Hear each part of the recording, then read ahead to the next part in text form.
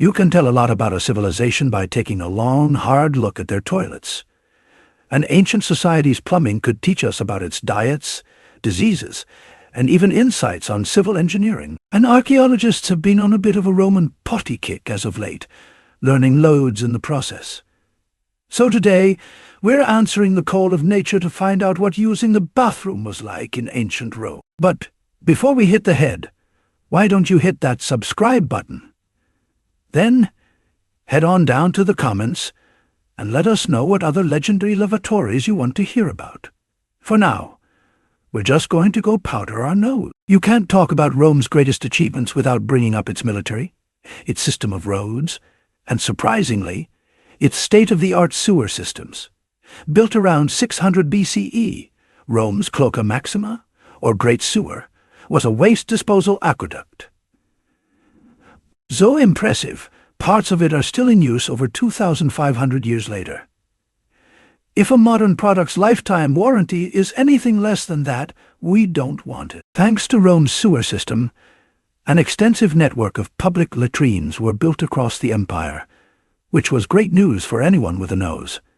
Because before that time, people pretty much just went wherever, like horses in togas. If nature called and there was no chamber pot in sight, ancient Rome's ancestors would find themselves a nice secluded spot to do their business. This meant that the city was absolutely hammered with human waste. It was said to be so bad. You couldn't walk around at night lest a pot of slop be dumped on your head like Carrie on prom night. To their credit, the government tried to intervene, posting notices around the city prohibiting citizens from publicly making deposits. One message on the baths of Titus even read, 12 gods and goddesses and Jupiter, the biggest and the best, will be angry with whoever urinates or defecates here. The vast Roman latrine system, connected directly above Rome's Cloaca Maxima, provided a home for all the former meals of the Roman citizens. But the latrine sat only 380 centimeters above the sewer, making one wonder, what do they do about the smell? Lucky for all the poors and the doers in the city, the nearby Tiber River was prone to flooding. Before the cloaca was completed, the flooding left Rome with an excess of standing water. The sewer system was built as a massive conduit to wash away the flood, which just happened to be an excellent way to clear out all that waste in the way and send it back to the Tiber, Mother Nature's ultimate flush. If you happen to be one of those highfalutin rich and fancy Romans, you didn't have to squat with the riffraff in a public latrine. The rich and powerful often had their own private toilets installed right in their home. And let's be honest, it was a pretty great idea. We're still big fans of it today. Home-based toilets had the added benefit of preventing rats and other vermin from climbing into the house during flood season. These toilets could then be emptied into gardens or a field outside of the town. However, unlike public latrines, these personal potties were not connected to the greater sewer system, and would instead allow the waste to pile up in the cesspits. Ancient latrines also doubled as an ancient garbage disposal, allowing Romans to toss all their unwanted food waste and other garbage down the pit. While this catch-all for compost was extremely convenient, it also had to be situated in the kitchen for best results. Maybe the reason you had the Brussels sprouts was to cover up the pit stink. Archaeologists speculate that Roman latrines were so popular they often had people waiting in extremely long lines. This theory is backed up by the presence of graffiti alongside the latrine's entrances, suggesting people had plenty of time to carve messages into the wall while waiting to do their business. And most of it is pretty similar to the kind of stuff you'd find in a dive bar bathroom in 2024. Messages have been translated declaring nuggets of wisdom, such as, "Defecator, may everything turn out okay so that you can leave this place." Or Apollinaris, the doctor of the Emperor Titus, defecated well here. And of course the ever-charming, "We have wet the bed," host. I confess we have done wrong. If you want to know why, there was no chamber pot. Honestly, That's kind of the host's fault. At least no one left a phone number promising a good time.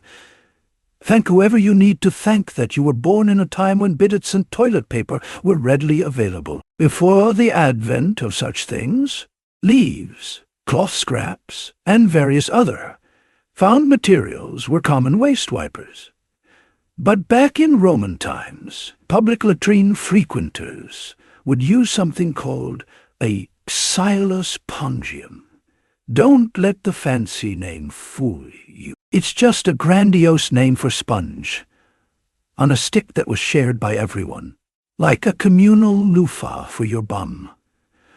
Roman latrines fitted all their toilets with a device which sat comfortably inside a keyhole-shaped slit in the front of a seat, like the communal windshield washing stick at your local gas station.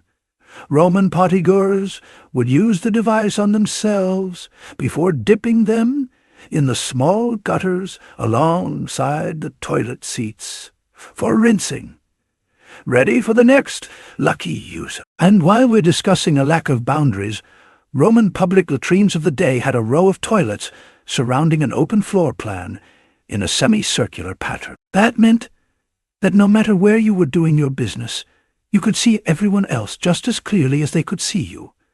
Major League Baseball stadiums evidently loved this classic design. Personal space was apparently not a consideration, as a 2014 excavation of a public latrine in Rome's Palatine Hill showed that the toilets were only 56 centimeters apart from each other.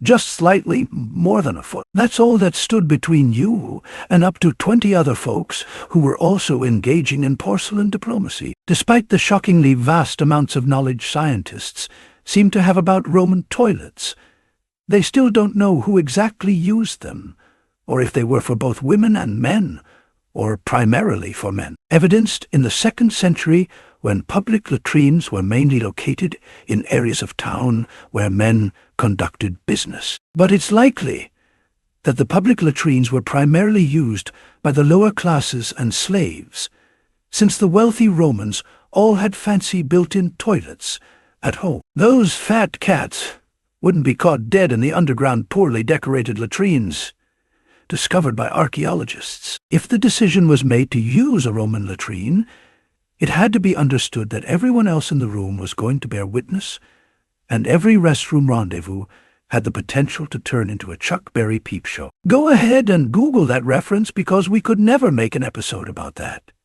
Still, the citizens of ancient Rome could provide themselves a modicum of modesty if they had the foresight to dress appropriate. Anthropologists observed that togas or tunics with a relaxed fit could double as a stall divider if the situation called for it. Living in the future, nobody really wants to strip naked in a public bathroom. We're also forced to reckon with the modern innovation of pants, which we pull down when doing our business, at least hopefully. That's what you do.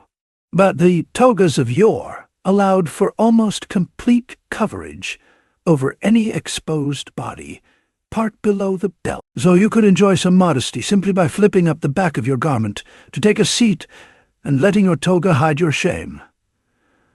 The Romans were on the right track when developing their sewage system. However, not even the biggest sewer in the world could save Rome from some nasty risks.